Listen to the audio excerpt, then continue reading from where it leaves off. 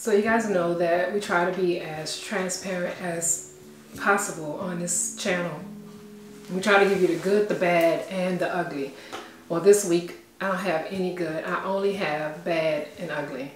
So on September 11th, Francine was brutally attacked by someone that was unknown to us at the time. But I let him tell you what happened.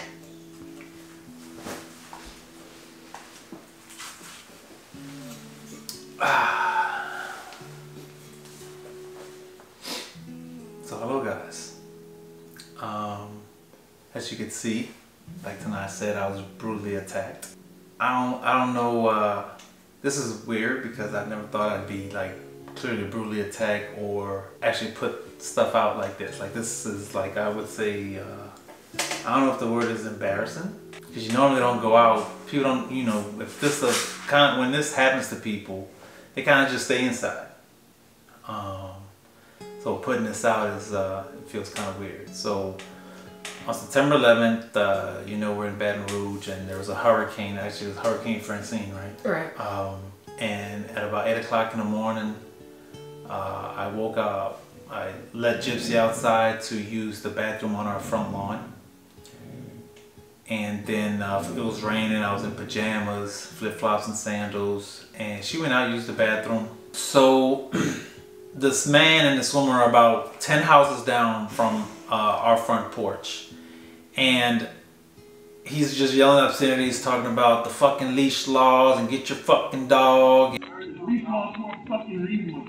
And just so fucking irate, right?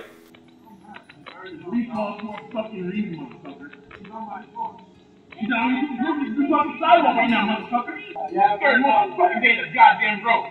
But you watch it in the goddamn drive yesterday was a fucking dog just fucking sitting there. Shit, motherfucker.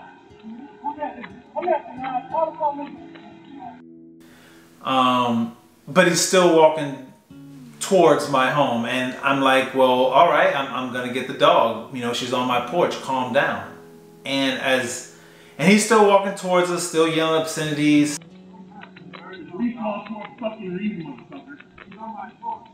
You fucking sidewalk right now, motherfucker. Motherfucking day the goddamn road.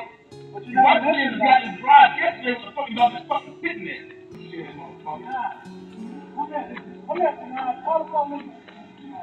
He's just going berserk, and I'm walking across my lawn and the neighbor's lawn to get Gypsy. Now, Gypsy at this point is just sitting on the sidewalk. Nobody's around her. The couple is still about, maybe they're still approaching, so maybe they're about five houses far from where Gypsy is. As I approach Gypsy to pick her up, the gentleman, I just have respect, you know, the man. I don't even think he's a man, a piece of shit.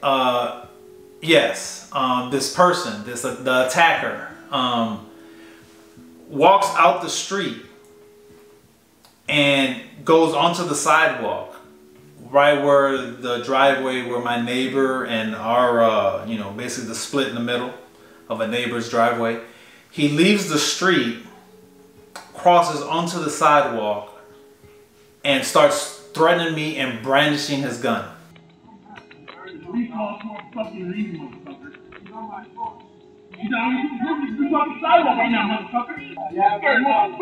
Goddamn road. But you watch it in the goddamn drive yesterday was a fucking dog just fucking sitting there. Shit, motherfucker.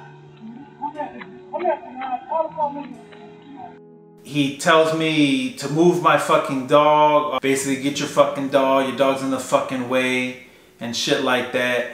And I'm literally she's not in the way because you were in the street. You got off the street to come get in her way.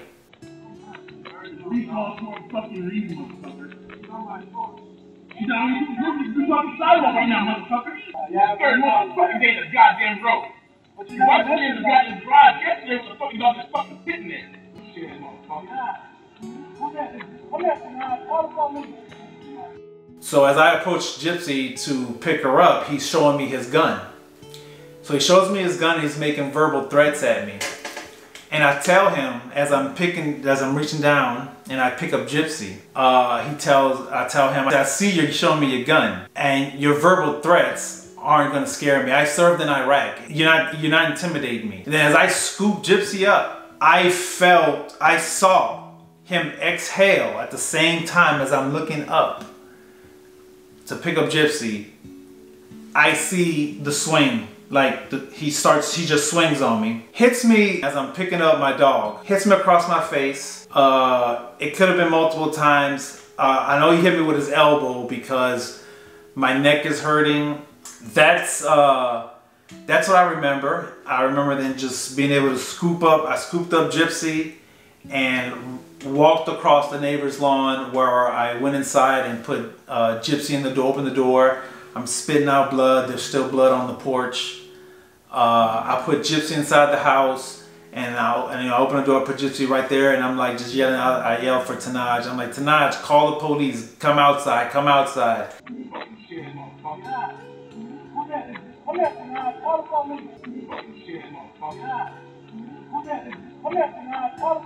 And I'm here just gushing blood on the porch.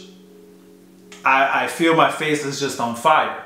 My wife comes running out. And they're like, what the fuck? So I'm just confused at this point because I'm just distraught and I don't know what the fuck is going on. So I'll let Tenaj pick up on what happened. I was just spitting up blood and confused as fuck. So I'm in the back of the house in our bedroom when it took place.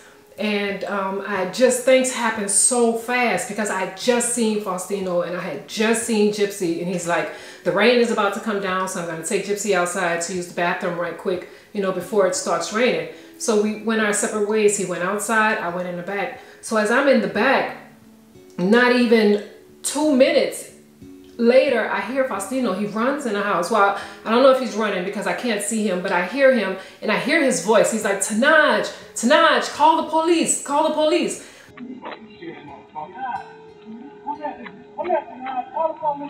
And I'm thinking, this is the last thing that I'm thinking. I was thinking, oh my God, Gypsy got hit, because in his voice, I can hear the panic and I can hear the frustration and I can just hear that something was wrong.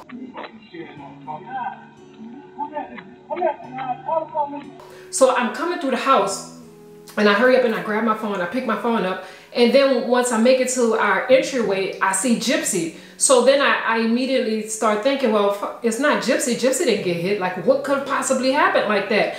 And I open the door, and when I open the door, Faustino turns around. I see this.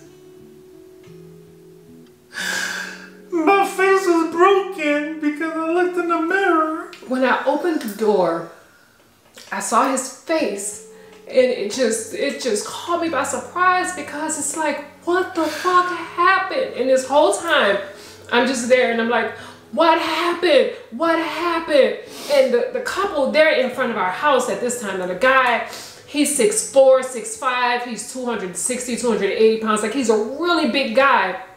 And I see that he has his gun on his hip. He has his 3 dogs with him. 2 definitely are pit bulls, and then there's another one. And he has his wife. And they're just yelling and yelling. And I'm like, what happened? I'm trying to figure out, like, what the fuck happened? And I keep asking that question.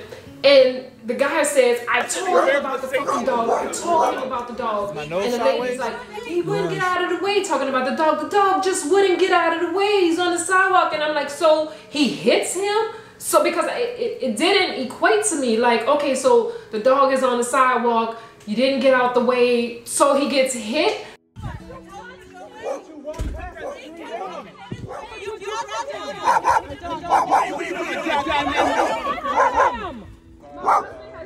Assaulted by this guy with 3 dogs. He punched him because he said that our dog was approaching him. This guy has been walking on our street, like, our dog has never touched him, has never done anything. He just assaulted my husband. Our dog didn't jump on him. There's no paw.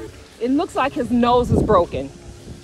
Now at this point, I'm on the phone. I had already dialed the police, so I'm still trying to figure out what's going on. They're in our face. They're hollering. Me and Daniel see the guy turn around with his wife, and they walk off. once I say that I'm calling the police, like they just walk off. And once they walked off, I start walking behind him, and Daniel shortly follows me. And they're asking me for his description, and I'm like, the guy is, 6. He is about, I don't know, maybe 6'1". He has a black baseball cap on. He has a blue sweat shirt on with black pants. And at the same time, I start to think that I'm following this man. This man is clearly unhinged. He has a gun. He's already did this, so I don't know what else he's capable of. It's on his hip. I don't know if he threatened him with a gun. I know that he has a gun on his hip. The only reason that I tried to follow him was because I wanted to see where he was going. You guys know we just moved into this neighborhood, so we don't know basically any of our neighbors. I saw him before. I was painting in the garage. The garage door was open. Gypsy was sitting in the garage, halfway in, halfway out, or whatever. And I guess he must have passed by. He saw Gypsy, and then he just started shouting obscenities. The fucking dog is not on a leash. Now keep in mind, like, she's just sitting down in the garage, and he's yelling that she's not on a leash. I see him walking past, and I'm like, okay, well, clearly, something is wrong with that guy. Not thinking that 2 days later, this would happen. Yeah, that hurts. Okay. It's okay. It's okay. It's okay. I just don't like my ugly nose right now. No, it's okay. And then I went over there and I got Gypsy, and then he's fucking throwing a fit. Leash your fucking dog, leash your dog. Like, I'm getting her. And then it's like, I see you got a gun. I was in Iraq. It's okay. I'm not scared of you. And then he just went back and then just cocked me. As I'm picking, literally, Gypsy's in my arms. Like, I have Gypsy in my arms, and he's fucking swinging on me with Gypsy in my arm. So we go to we call the police. Yes, we call the police.